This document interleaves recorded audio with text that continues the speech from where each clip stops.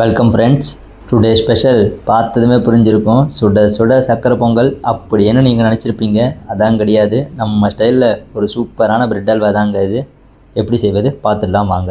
First bread எடுத்துக்கலாங்க. அது சைடில் இருக்கிற க்ரஸ்ட்டை ரிமூவ் பண்ணிடலாங்க. அப்படியும் போடலாம், அது ஒரு டேஸ்ட்டாக இருக்குங்க. நம்ம ரிமூவ் பண்ணிட்டோன்னா நம்ம அல்வா கொஞ்சம் சாஃப்டாக இருக்குங்க. ஸோ இதை இந்த மாதிரி ஸ்கொயர் ஷேப்பில் கட் பண்ணி எடுத்துக்கோங்க. இப்போது ஸ்டவ் ஆன் பண்ணி ஒரு பேன் வச்சுக்கோங்க. அதுலேயே கொஞ்சமாக நெய் சேர்த்துக்கோங்க. நெய் கொஞ்சமாக ஹீட் ஆனதுமே முந்திரி ஆட் பண்ணிடலாங்க. ஸோ முந்திரி கொஞ்சம் கோல்டன் ப்ரௌன் கலர் வரையும் ஃப்ரை பண்ணிக்கலாம். இப்போ அதுலேயே திராட்சையும் கொஞ்சம் சேர்த்துடலாங்க. ஸோ இதையும் கொஞ்சம் பபுள் வெட்டர் ஸ்டேஜில் எடுத்து தனியாக வச்சுக்கலாங்க. அடுத்து நம்ம கட் பண்ணி வச்ச ப்ரெட்டை ஃப்ரை பண்ணிக்கணுங்க. அதுக்கு நான் இதே பேனில் ஒரு 2 கப்பு எண்ணெய் சேர்த்துக்கிறேங்க. எண்ணெய் கொஞ்சம் ஹீட் ஆனதுமே நம்ம கட் பண்ணி வச்ச ப்ரெட்டை இதில் 2 போட்டு ஃப்ரை பண்ணி எடுத்துக்கோங்க. நான் இங்கே ஒரு பெரிய மிஸ்டேக் பண்ணிட்டேங்க. ஒரே டைமில் மொத்த ப்ரெட்டு போட்டேங்க.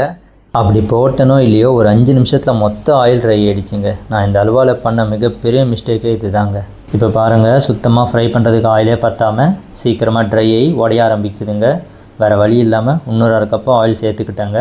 ஃபஸ்ட்லேயே கொஞ்சம் கொஞ்சமாக போட்டு நல்லா ஃப்ரை பண்ணியிருந்தா சூப்பராக ரோஸ்ட் ஆகிருந்துருக்குங்க. இப்போ பாருங்கள், நம்மளுக்கு உருளைக்கிழங்கு பொரியல் மாதிரி ஆயிடுச்சு.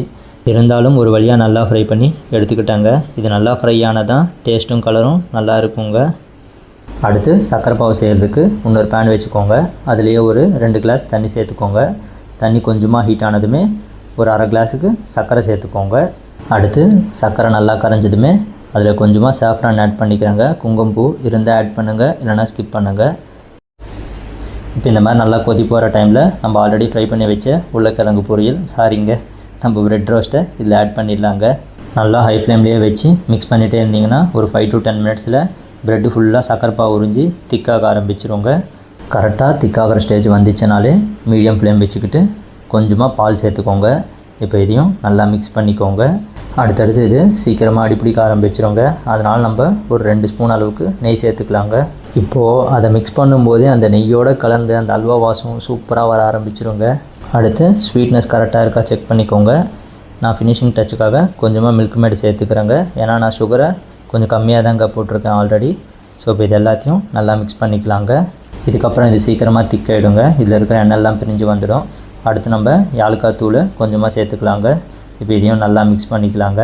அடுத்து ஆல்ரெடி நம்ம நெய்யில் பொரிச்ச முந்திரி திராட்சை ஆட் பண்ணிக்கலாங்க. இது இப்போது நல்லா மிக்ஸ் பண்ணிக்கலாங்க. இப்போ புரியும் நான் இதை ஏன் ஸ்டார்டிங்கில் சக்கரை பொங்கலோட கம்பேர் பண்ணேன்னு. இது பார்க்குற கண்ணுக்கு வேணால் சக்கரை பொங்கல் மாதிரி தெரிஞ்சாலும் ருசிக்கிற நாக்கில் வச்சா பிரெட் அல்வா மிஞ்சிரும். ஒரு தடவை ட்ரை பண்ணி பாருங்கள். யாருக்கு தெரியும், சக்கரை பொங்கல் அல்வா செஞ்சால் இப்படி தான் இருக்குமோ என்ன. சாப்பிட்டு மறந்துடாதீங்க. சப்ஸ்கிரைப் பண்ணுங்கள். அடுத்து என்ன கொண்டு வரேன்னு பார்க்க.